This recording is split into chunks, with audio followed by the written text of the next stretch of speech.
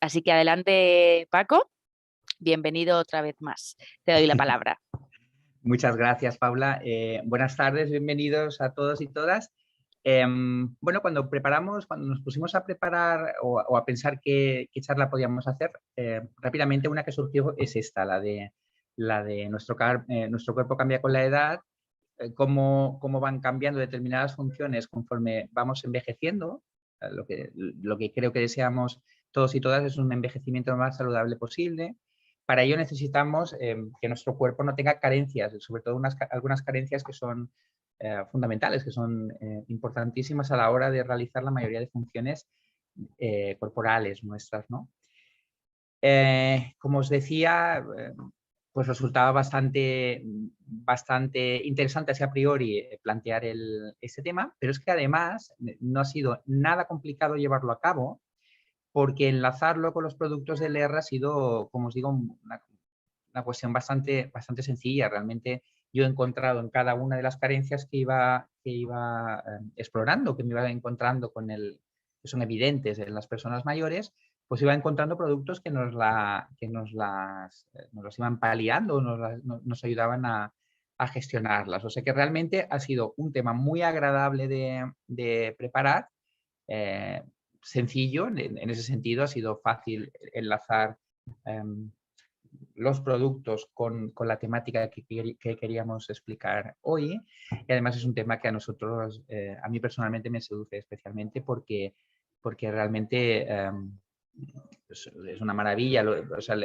nuestro cuerpo realmente es una maravilla en muchos aspectos, inexplicable, y ver cómo van apareciendo determinadas funciones o cómo se van degenerando, cómo van incluso algunas de ellas mejorando incluso, pues siempre es una experiencia muy bonita. Yo le tengo especial cariño a los abuelillos de mi grupo.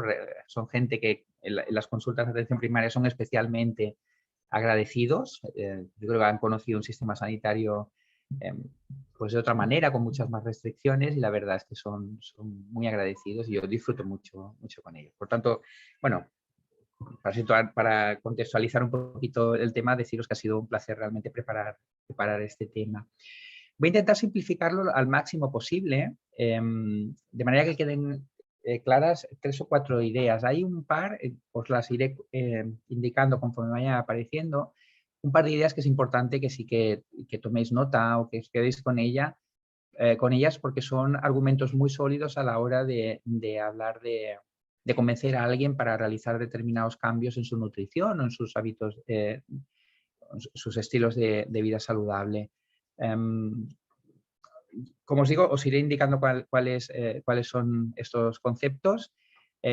Para empezar, pues empezamos con algo muy sencillito, que es la definición de envejecimiento. Una de ellas, de las muchas, yo creo que cada uno o cada una de nosotras podríamos tener una definición diferente, pero una que yo encuentro que podría ser válida sería esta. Es un proceso que se debe al paso del tiempo, no hay duda, y a la progresiva acumulación del daño molecular y celular, léase daño molecular y celular, léase oxidación.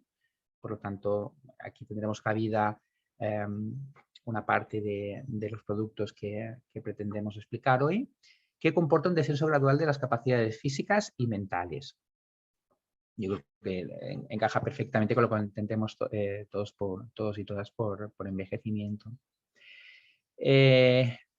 La proporción de personas mayores de 60 años ha ido variando con la esperanza, con el aumento de la esperanza de vida tan evidente. Bueno, ahora es personas de 80, 82 años, que es la edad a la que, por ejemplo, falleció mi abuela. Mi madre prácticamente tiene 82 años, cumplirá 82 años ahora a final de año, y si la comparas su calidad de vida, es decir, cómo está físicamente, cómo está funcionalmente, con respecto a cómo estaba su madre, ahí evidentemente ha habido aquí un progreso importante que seguramente tiene mucho que ver con los cambios en los hábitos de vida, algunos perjudiciales, como es la contaminación y demás, pero yo creo que la asistencia sanitaria en ese sentido, la asistencia en salud, en ese sentido ayuda muchísimo a aumentar la proporción de personas añejas, de personas mayores.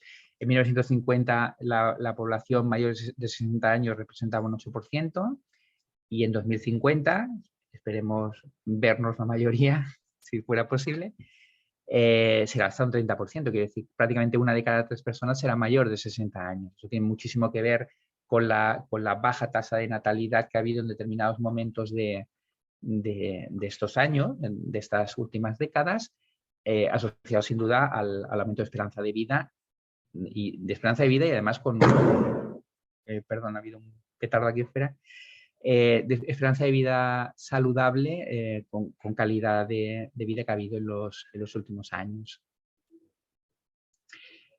La prevalencia de malnutrición, los estudios que he podido consultar, pues hablan fundamentalmente de hasta un 59% de los ancianos que viven en residencias, un 65% de los ingresados en los centros hospitalarios geriátricos, pero sobre todo, y esa cifra, pese a ser muy inferior a las anteriores, es la que nos ha de preocupar más, porque es hasta un 22% de los pacientes ambulatorios mayores de 70 años. Eso significa las personas que no están institucionalizadas, que no las tenemos en residencias, que no están ingresadas en un hospital y que son las que encontramos en el día a día.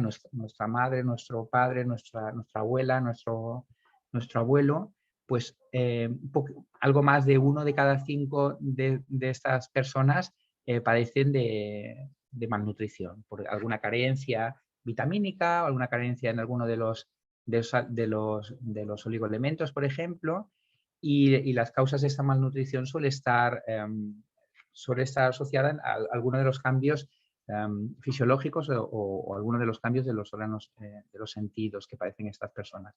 En cuanto a cambios fisiológicos, pues lo que hay es un aumento general de la masa grasa, es decir, ganamos grasa, se redistribuye esa grasa que acaba rodeando a los órganos, o sea, es decir, es más típico de las personas a partir de cierta edad que el hígado vean sus hepatocitos, las células hepáticas, estén rodeadas de grasa.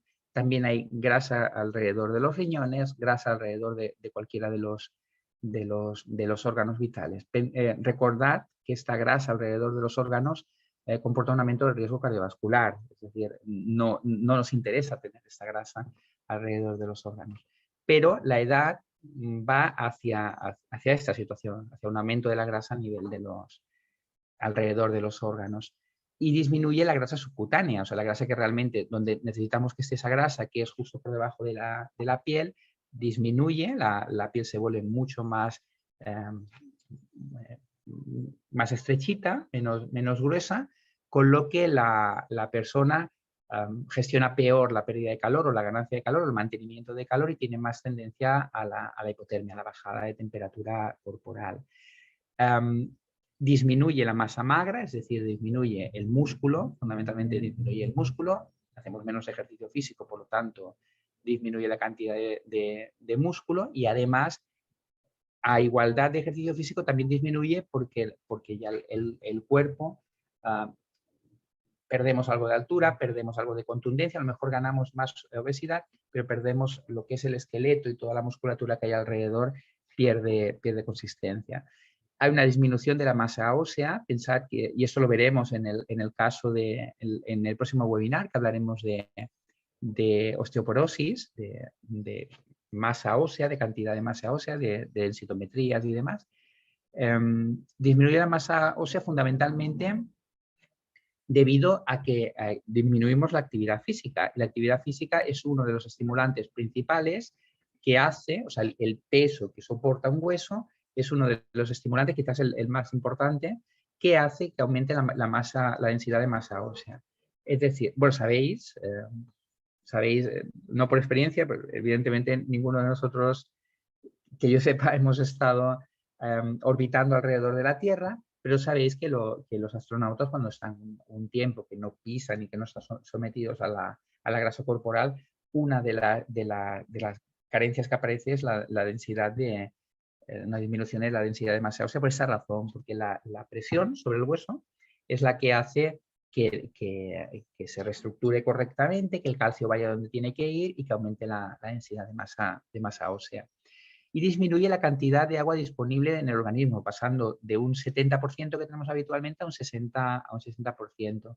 Por lo que es más probable desequilibrios hidroelectrolíticos, es decir, como tenemos menos margen a la hora de menos líquido corporal, si nos pasamos un poquito más de la cuenta, lo que vamos a hacer es acumular líquido en las piernas, por ejemplo, que son los edemas que suelen aparecer en las personas mayores que sobre todo pasan muchas horas sentados con las piernas más bajitas, más abajo, y además pueden aparecer más frecuentemente trastornos de los iones tipo sodio o potasio, por ejemplo, porque en muchas ocasiones los consumimos asociados a este agua. Entonces tenemos menos margen para reconstituir las pérdidas en ese sentido y pueden aparecer una mayor cantidad de desequilibrios. Respecto a los órganos de los sentidos, aparecen determinadas carencias, determinados déficits que son los que van a condicionar fundamentalmente que nuestros abuelos coman menos porque disfrutan menos de la comida. Es decir, hay una disminución en la cantidad de papilas gustativas, por lo tanto disminuye la capacidad de degustar sabores y con ello se pierde la percepción de sabores como son el amargo o el ácido, por ejemplo. Persisten las papilas gustativas fundamentalmente que captan los sabores dulces y salados, que son las que van a intentar potenciar nuestros abuelillos, como son las únicas que notan, les va a apetecer más comer comidas saladas o comer comidas dulces, que como sabéis son los principales factores de riesgo, la sal de la hipertensión y el azúcar, sobre todo refinado, de la diabetes, y van a perder la capacidad de percibir el amargo o el ácido, por ejemplo, o sea que no van a ser tan capaces de degustar los alimentos. Eso va a hacer también que tengan menos interés a la hora de elaborar la alimentación, que coman más conservas, que no disfruten tanto de la comida del cocido, de alimentos más del puchero, por ejemplo. Como van a disfrutar menos, pues piensan, no vale la pena, como cualquier cosa y así me mantengo, pensando que con eso van a entrar todas las necesidades que tenemos diariamente, y no es el caso, veréis que después que aparecen importantes carencias. Se pierde la sensibilidad también a nivel de la mucosa oral a la hora de captar la temperatura del alimento que ingerimos, por lo tanto les va a costar más notar si un alimento está frío, muy caliente, y sabéis que tanto los muy fríos por congelación, que al fin y al cabo lo que genera es una quemadura igual, como los muy calientes van a generar quemaduras a nivel de mucosa oral. Respecto a la visión, se pierde capacidad funcional también. Ya veis, los que tenemos a partir de cierta edad, pues ya veis que hay momentos en que necesitamos las gafas, momentos en que no. Eso también va a impedir o va a dificultar pues también un disfrute de lo que estás viendo, del plato, de los colores, y como no van a encontrar ese disfrute en la elaboración del plato, pues los platos van a ser sensiblemente menos elaborados y nutritivamente bastante peores, bastante más carenciales. Hay alteraciones también en el olfato, hay una pérdida, una disminución. Hay una disminución prácticamente de todas las funciones. Pensad que el olfato, el gusto, la vista, la capacidad auditiva, por ejemplo, están mediadas fundamentalmente con neuronas, y conforme pasan los años vamos perdiendo esa función neuronal, y esto resulta palpable, pues eso, hay alteraciones en el olfato, perdemos la capacidad olfativa, por tanto habrá menos placer a la hora de degustar un plato, y hay una pérdida auditiva que esto en determinadas situaciones puede condicionar alguna situación de riesgo en la cocina. A nivel de cambios metabólicos, hay dos enfermedades que claramente aumentan con el paso de los años, que son la diabetes, no como tal, sino porque hay cada vez una menor tolerancia a la glucosa, es decir, va cayendo la función. Recordad que la insulina, la función principal que tiene es hacer que la glucosa que tenemos circulante, que es la que va a alimentar, la que va a permitir que la célula genere energía, pues la insulina, como os decía, es la que hace que esta glucosa pueda entrar a la célula, que es donde realmente va a hacer su función. Sin insulina, esta glucosa no entra a la célula, se queda en la sangre, y por eso tenemos, ante la carencia de insulina, tenemos niveles de glucosa tan elevados y sin embargo una desnutrición clara, porque nuestras células no llegan en un entorno rico en alimentos, la célula no se alimenta porque no existe esta llave para que entre la glucosa dentro de la célula. Y luego la dislipemia, los trastornos del colesterol, de los triglicéridos, por ejemplo, también aumenta con el paso de los años. Hay un momento clave, que también seguramente hablaremos en la próxima charla, que es la menopausia, en la que rápidamente, de golpe y porrazo, hay un aumento de los niveles de triglicéridos y de colesterol, que no es gradual. Es decir, en los hombres el aumento de los triglicéridos y del colesterol es gradual hasta el momento, los 70, 80 años, que bajan las hormonas, que disminuyen bruscamente las hormonas masculinas, y entonces ahí ya sí que hay un decalaje importante, hay un ascenso importante, pero en la mujer claramente en la menopausia, si en premenopausia la persona más o menos se mantiene unos niveles de colesterol, de triglicéridos adecuados, hay un punto de inflexión en el momento de la menopausia, que hace que esos niveles de lípidos, de esa dislipemia, se potencie, aumenten de manera no proporcional, de manera exponencial. La razón, en realidad, es que el cuerpo utiliza el colesterol, la estructura que supone el colesterol, la utiliza para producir hormonas. En la menopausia hay una caída de estrógenos y de progesterona, que son hormonas, como bien sabéis. Por tanto, el cuerpo ya no necesita ese colesterol, ese bizcocho, para hacer los estrógenos y la progesterona, y por tanto ese colesterol se acumula. Esa es fundamentalmente la razón. Y es el motivo por el que sobre los 50, 52 años es cuando en los centros de atención primaria hemos de vigilar más, sobre todo porque es el momento en el que va a aparecer la menopausia, por término medio, y es el momento en el que se pueden disparar los lípidos de manera importante.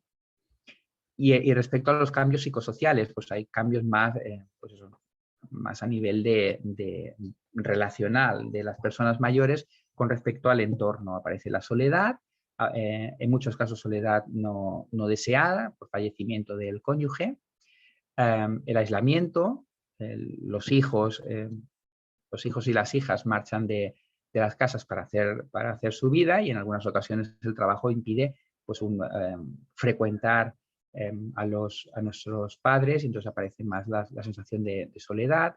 Puede aparecer la pobreza también, fundamentalmente bueno, porque las pensiones son lo que son en este momento, y puede aparecer situaciones de pobreza energética, situaciones de pobreza en otros ámbitos, por ejemplo. Y la dependencia, evidentemente, cuanto mayores somos, más dependientes somos de las personas que nos rodean, ¿no?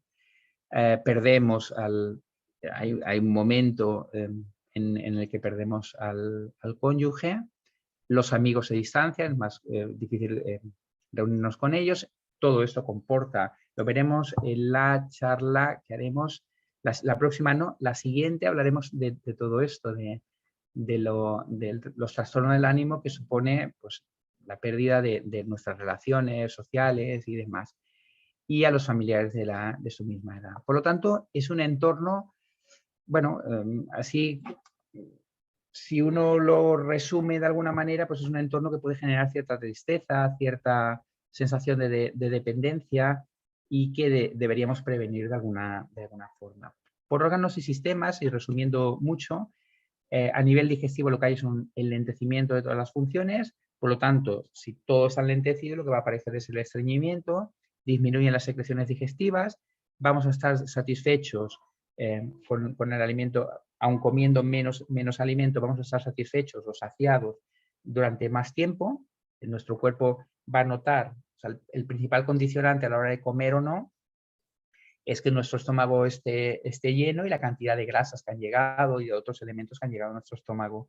Si la función está enlentecida, el estómago va a permanecer lleno más tiempo, y por lo tanto vamos a tener menos apetito. Nuestra dentición acaba afectándose, nos va a costar más masticar los alimentos, vamos a buscar ya texturas mucho más fácilmente digeribles, y vamos a disfrutar menos con con el plato que nos vamos a preparar.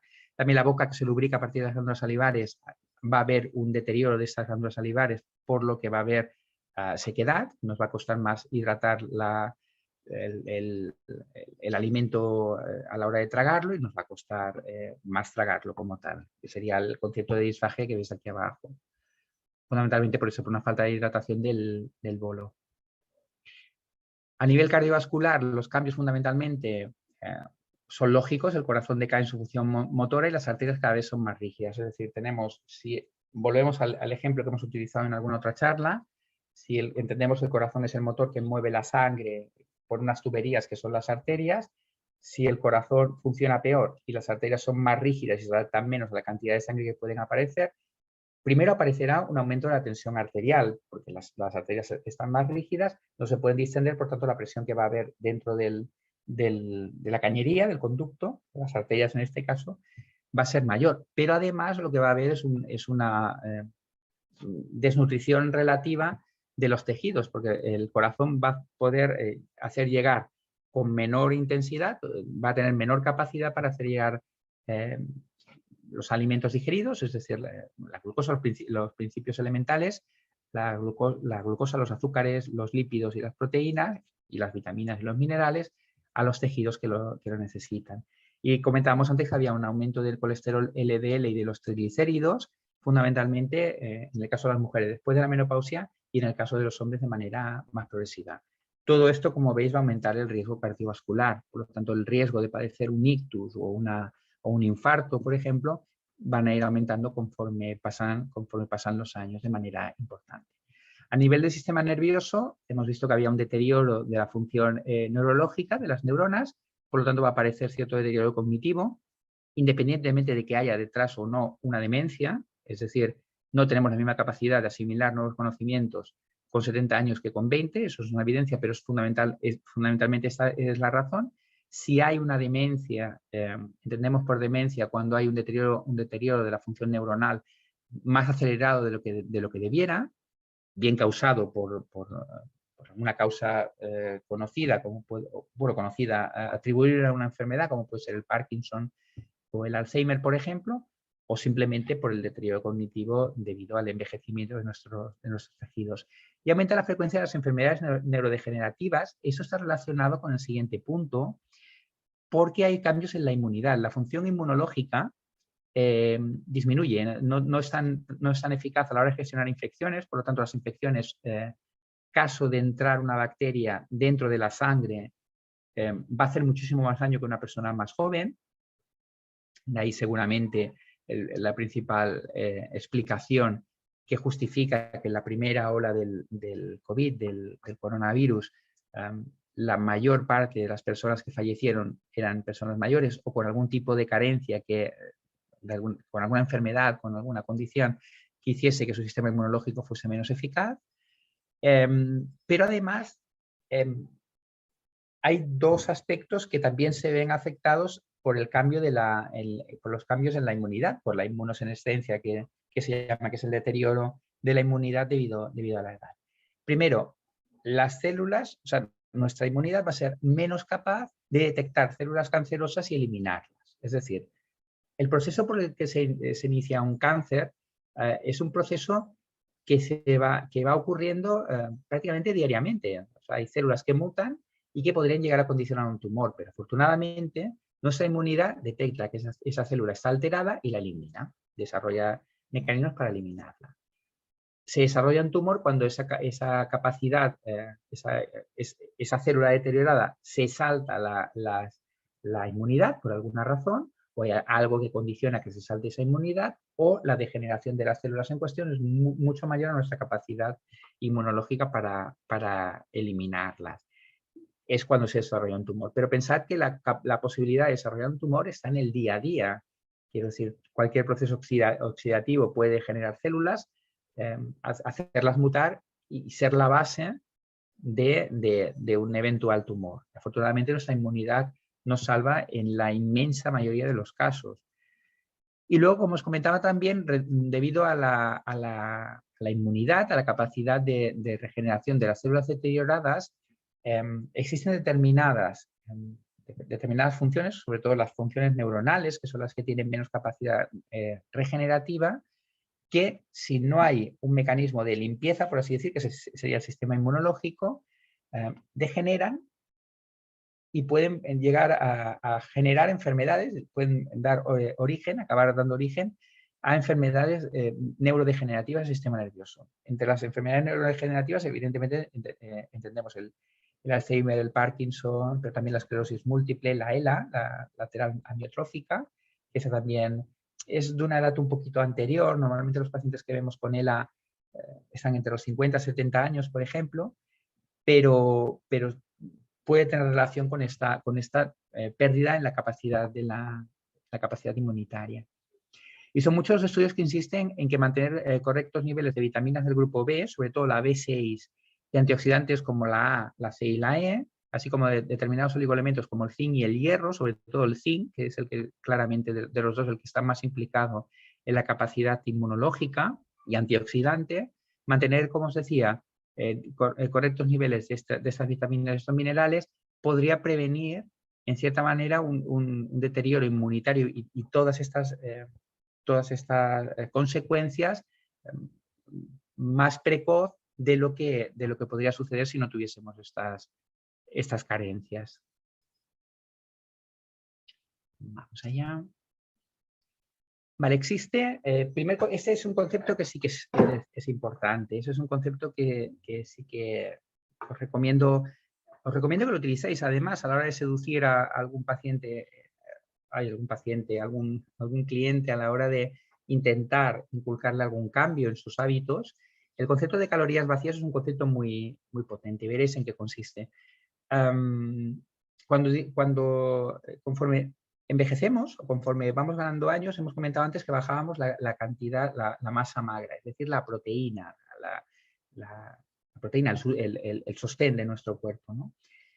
La masa magra, como bien sabéis, es el tejido, el músculo es el tejido que más calorías consume por término medio.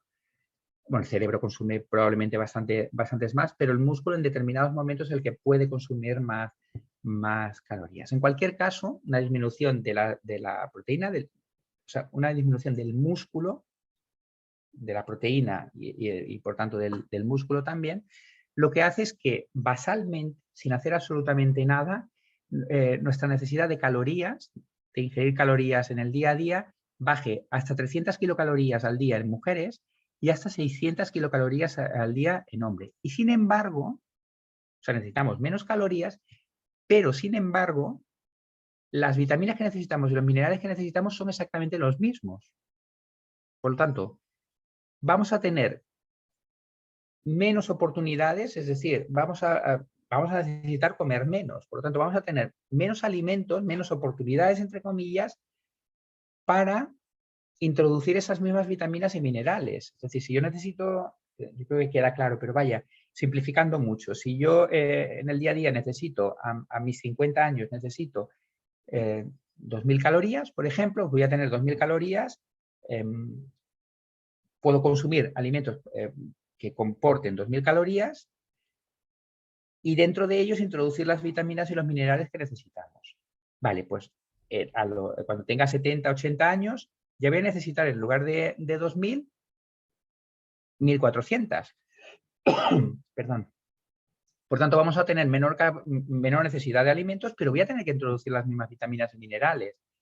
Entonces, el concepto de calorías vacías son aquellas calorías que no aportan, que simplemente entra la caloría, es decir, el hidrato de carbono refinado, el aminoácido puro refinado, pero que no va asociado a ninguna vitamina, a ningún oligoelemento. Eso sería lo que sucede cuando comemos una carterilla de patatas fritas o algún dulce o pan blanco, por ejemplo. Entran hidratos de carbono, pero prácticamente no entran con ellas ni vitaminas, sal sí, pero no entran ni vitaminas ni la mayoría de minerales. Entonces, las calorías vacías es importante que las evitemos a cualquier edad, pero nuestros abuelos muchísimo más por esta razón, porque tenemos menos oportunidad para introducir vitaminas y minerales. Esto es un concepto que es muy potente, el de aprovechar cada uno de los alimentos que introduzcamos en el cuerpo para alimentar nuestro cuerpo, valga la redundancia,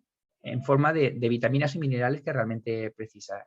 Os recomiendo que lo utilicéis porque a mí me sirve en la consulta, ¿eh? El concepto de calorías vacías es un concepto que se entiende de manera bastante sencilla y es un concepto potente a la hora de cambiar hábitos, determinados hábitos.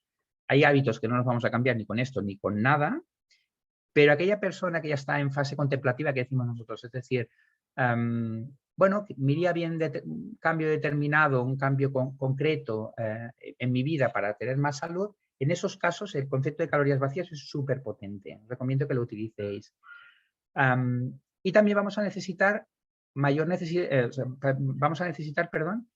cantidad de vitaminas antioxidantes. Pues hemos visto antes que el proceso de envejecimiento comporta un proceso oxidativo de por sí, es decir, los tejidos se oxidan, se acumulan, perdón, se acumula mayor cantidad de radicales libres y por lo tanto vamos a necesitar más vitaminas antioxidantes que en cualquier otra edad de la vida. Por lo tanto, es importante introducir alimentos, sobre todo con vitamina C, vitamina E y vitamina A, que son los antioxidantes, y zinc, cobre, que son oligoelementos implicados en el proceso antioxidativo, en la regeneración de la situación de hiperoxidación.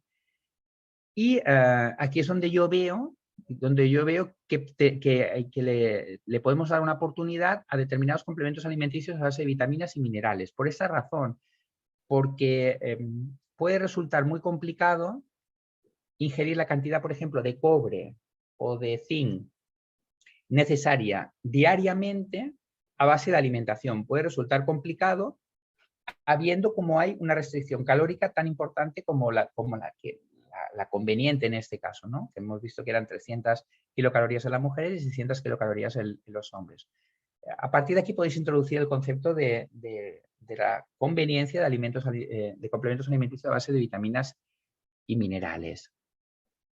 Otro condicionante es el peso y el grado de hidratación. Hemos visto antes que el metabolismo basal baja, con lo que aumentamos de peso, y sin embargo tenemos menos líquido, tenemos más grasa. Hemos visto que teníamos mayor cantidad de grasa, menos proteína, pero en proporción acumulamos más grasa que la proteína que perdemos y perdemos cantidad de líquido. Por tanto, la susceptibilidad que tenemos a la hora de padecer procesos de deshidratación, que puedan comportar además hipotensión, estreñimiento, confusión mental o irritabilidad, es bastante mayor en personas mayores. Esto sería también otro punto que podemos utilizar, incidir en la necesidad de hidratarnos más de lo que hacíamos habitualmente en edades anteriores y utilizar alguno de los suplementos o de los complementos alimenticios que tenemos en LR.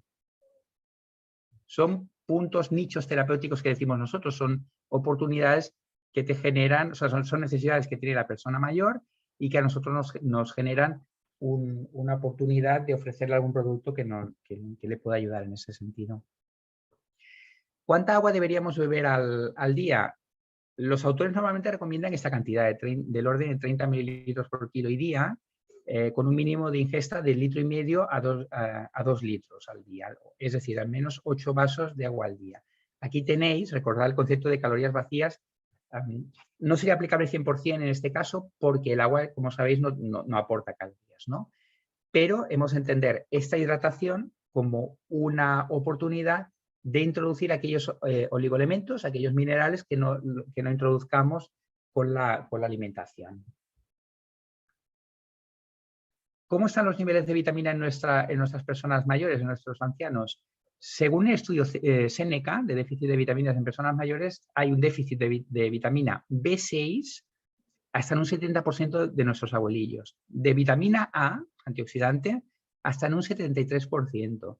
De vitamina D hasta en un 70%. Esto es una barbaridad. Que además, pensar que la vitamina D cada vez se sabe más de su implicación en todo el proceso inmunológico, en todo el proceso de inmunidad. Por lo tanto, si ya se deteriora nuestra inmunidad, nuestra capacidad defensiva y además hay una carencia de vitamina D, nuestros abuelitos van a ser mucho más susceptibles, mucho más sensibles a cualquier infección o o van a estar más predispuestos a una tumoración, a una neoplasia, a un tumor.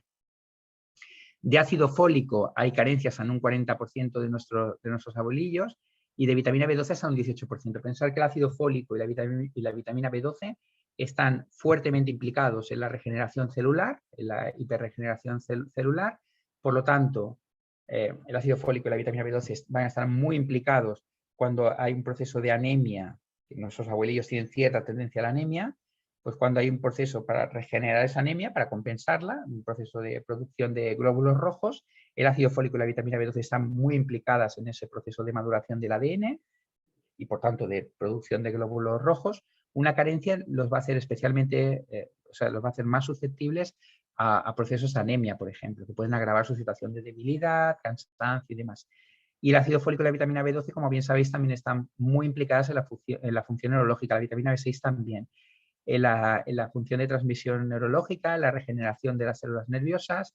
Por lo tanto, todos los procesos de degeneración neuronal se van a ver facilitados, entre comillas, por las carencias tanto de vitamina B6 como de ácido fólico como de vitamina B12. Aquí veis un poco lo que os comentaba, sobre todo la carencia de vitamina B6, B12 y ácido fólico, que es la vitamina B9, dificulta la función nerviosa, facilitando desorientación, alteración de la función cognitiva, y la B12 y el ácido fólico, como os comentaba, están implicados en la producción de glóbulos rojos. Por lo tanto, la capacidad para superar una anemia o para regenerar una anemia, para compensarla, se va a ver bastante disminuida. Y en el caso de los oligoelementos hay 3 carencias fundamentales en el estudio Seneca de carencias en nuestros abuelos, que son la de calcio, la de hierro y la de zinc. Calcio y hierro, calcio lo hemos visto que en otros webinars está claramente asociada a la función muscular y evidentemente también el calcio va al hueso, por lo tanto a la osteoporosis, a la cantidad de calcificación que tienen esos huesos, a la rigidez, a la capacidad de aguantar el peso y los golpes. El hierro, su función fundamental, como bien sabéis, es la regeneración de la anemia, la implicación en la función de los glóbulos rojos, del traslado de oxígeno a los tejidos, y el zinc es quizás el enzima, junto al cobre quizás, son los enzimas más claramente implicados, son los oligoelementos más implicados en el proceso antioxidativo, proceso de compensación de la oxidación. Por tanto, yo lo que os propongo es, vamos a echarle una mano a la nutrición de nuestros mayores. Insisto, creo que el concepto clave sería el de calorías vacías, y a partir de aquí podríamos introducir todo lo que vamos a ver a partir de ahora en esta charla. Pero yo os recomiendo que utilicéis este concepto porque, como os digo, a mí me resulta muy eficaz a la hora de cambiar hábitos o de introducir algún cambio. Tenemos el VitaActive, como bien sabéis, es un concentrado natural de 21 frutas y minerales crudos que aportan el 100% de la dosis diaria recomendada de 10 de las vitaminas más importantes. Aquí ya entran la D, que veíamos que estaba carencial, la E, que es antioxidante, la tiamina, la B1, la B6, la B12, la niacina, el ácido fólico, la B9, el ácido pantoténico y la biotina. Por lo tanto, yo creo que se pueden recomendar 100% para compensar las vitaminas que no introducimos a través de la fruta fresca. Es la gente mayor, sobre todo en edificios, los edificios que se hacían antes. Nosotros allí en el Prat, donde trabajo yo en el centro de atención primaria, hay mucha gente que permanece en casa porque son edificios que no tienen ascensor. A veces utilizan la luz, el patio interior para instalarlo, pero hay edificios que no tienen ese patio interior, no tienen ascensores y hay muchos abuelillos que están aislados en casa y que, por tanto, si no viven solos no hay problema, pero si viven solos pues no van a tomar fruta fresca, no van a tomar verdura fresca o no cada día, y va a haber carencias de este tipo de vitaminas, sobre todo de vitaminas antioxidantes y del grupo B. Recordad que todo el catálogo de vitaminas del grupo B las encontramos fundamentalmente en frutas y verduras, ¿no?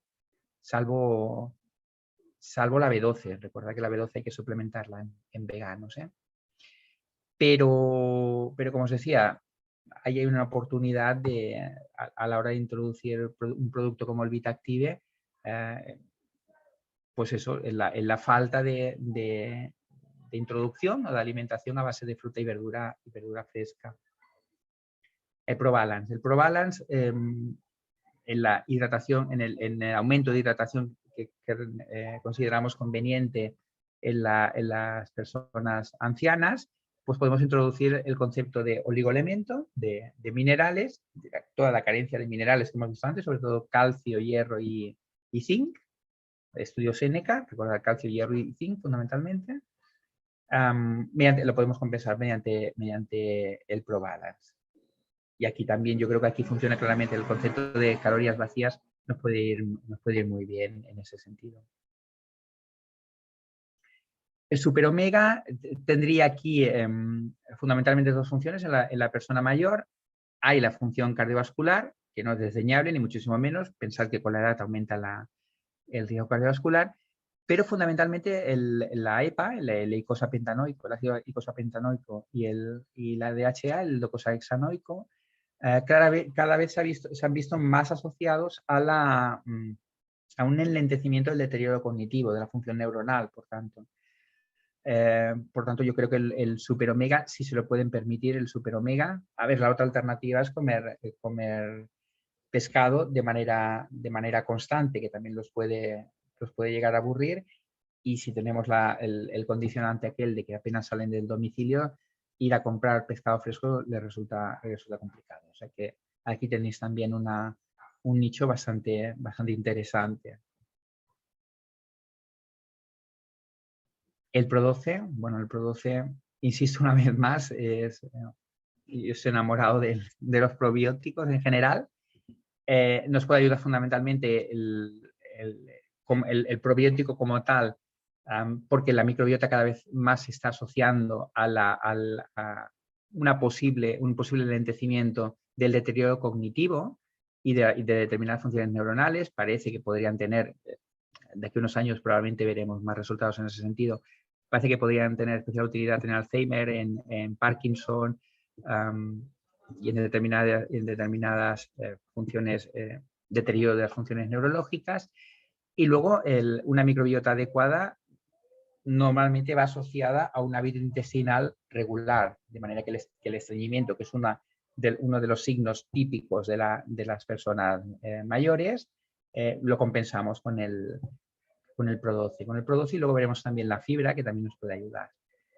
Calostro. El calostro también podemos volver a introducir el concepto de calorías vacías. Si tenemos que introducir proteína, la proteína va a entrar, proteína completa va a entrar a base de carne, pescado, huevos, por ejemplo. Si la persona no sale de su casa, conseguir una proteína completa, ya tenemos que empezar a mezclar legumbres con determinadas verduras, frutas. Por lo tanto, ya se vuelve más compleja la mezcla, la fórmula, y el calostro es un producto que nos aporta fundamentalmente proteína completa y que nos aporta, nos facilita que una alimentación carencial la podamos suplementar de manera contundente sin tener que aumentar las calorías que entran en nuestro cuerpo. Aparte de todas las funciones que se le atribuyen al calostro, que son estas que veis aquí abajo y las que veis en esta diapositiva, esta de aquí. Pero en las personas mayores pues nos permite eso, una entrada de proteína completa y complementar, por tanto, una dieta que podría ser carencial por eso, porque tenemos menos oportunidad de introducir calorías completas con vitaminas o minerales y demás. El Cystosincanus, como el gran antioxidante que tenemos en el ER, hemos visto que el proceso de envejecimiento es por definición un proceso oxidativo. Nuestro cuerpo se va oxidando con el paso de los tiempos y aparecen pues, la degeneración a nivel de la piel, aparecen las arrugas, a nivel, los huesos se descalcifican y demás. Todo esto es un proceso oxidativo, un macroproceso oxidativo. Por lo tanto, cualquier aporte de vitamina C o de vitamina E o de zinc nos puede venir fundamental, nos puede resultar fundamental, nos puede venir muy bien. Por lo tanto, Citrus incanus también lo introduciría yo dentro de los posibles suplementos a incluir dentro de la dieta de la persona mayor. Volvemos al concepto Pro12 para introducir su capacidad, como os comentaba, de restituir la función digestiva normal, es decir, compensar de alguna manera la tendencia hacia el estreñimiento. Y aquí nos puede ayudar también el Fiber Boost, la fibra, que al fin y al cabo va a ser el alimento que van a tener estas bacterias del Pro12, que van a hacer, vamos a regenerar correctamente la microbiota y vamos a tener un hábito intestinal más regular, un menor estreñimiento y además todos los beneficios de una microbiota adecuada, que hemos comentado en algunas otras ocasiones y que no quiero hacerme pesado, porque como os decía, es un mundo que me apasiona. Vale, y sabéis que tenéis la posibilidad del autoenvío. En el autoenvío yo creo que los dos primeros que os voy a comentar quizás son los más interesantes porque son los que aportan todos los suplementos que hemos comentado hoy. En este caso de protección interior tenemos el Pro12, el Citrus incanus y el Colostrum, que pueden resultar súper interesantes. Y tenemos también el de salud básica, que son las vitaminas, el ProBalance y el Super Omega. Yo aquí añadiría quizás la fibra. Y entre estos dos autoenvíos y el Fiber Boost, por ejemplo, creo que tendríamos un buen pack para ofrecer a nuestros abuelillos. Y hay un tercer autoenvío que como sabéis, es el antiestrés, que es igual nuestros abuelillos, la verdad es que estresados. Bueno, estresados. Yo creo sobre todo las que seáis ya abuelas o los que seáis ya abuelos, creo que hay pocos, pero si en algún caso ya lo sois, sabréis que los nietos que os estáis encargando por el tipo de sociedad tal y como se está desarrollando nuestra sociedad actual, la verdad es que son los abuelos los que están criando a los nietos y a lo mejor en este caso sí que puede ir bien un antiestrés, pero serían productos probablemente más indicados para otras edades. Y bueno, hasta aquí la presentación. No sé si queréis comentarme alguna pregunta, si queréis que expliquemos alguna cosa que no haya quedado clara. Muchas gracias, Paco. Vamos a ver preguntas.